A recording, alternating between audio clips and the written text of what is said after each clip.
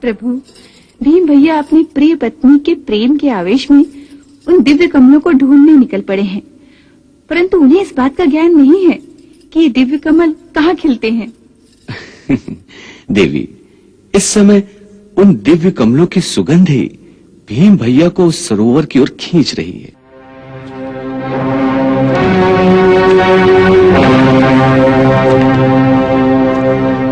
कोई मनुष्य सरोवर की ओर आ रहा है स्वामी। मनुष्य?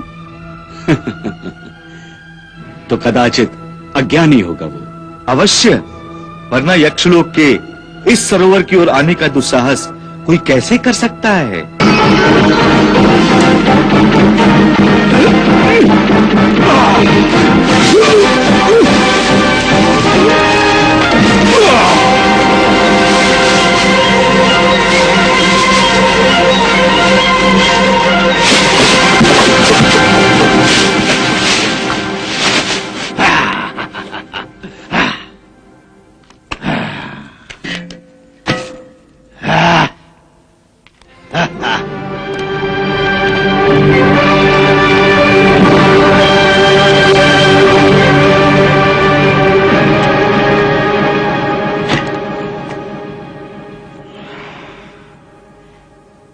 सारा वातावरण इन्हीं कमल के फूलों की सुगंध से मदमस्त है।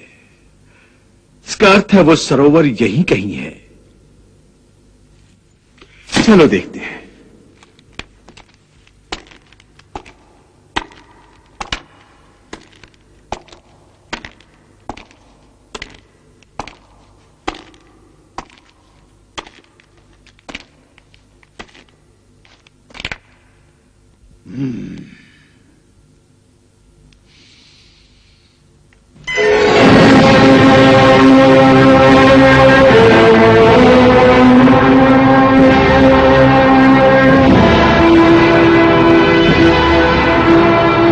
हे मनुष्य, तुम इस गंधमादन पर्वत पर क्या कर रहे हो?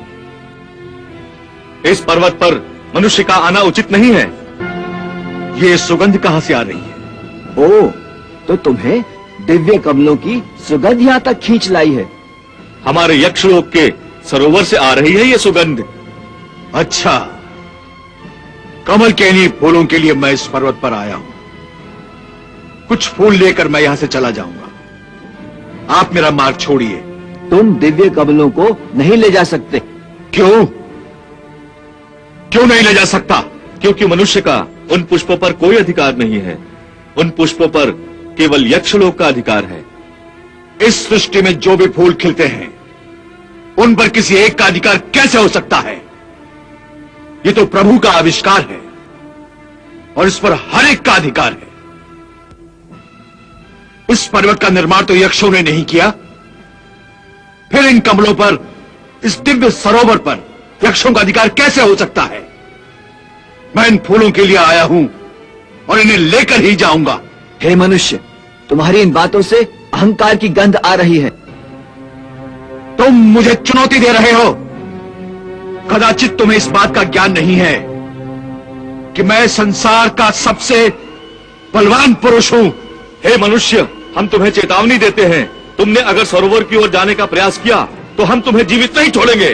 तुम्हारी भलाई इसी में है कि तुम यहीं से वापस लौट जाओ। मैं लौट जाऊंगा, मगर खाली हाथ नहीं।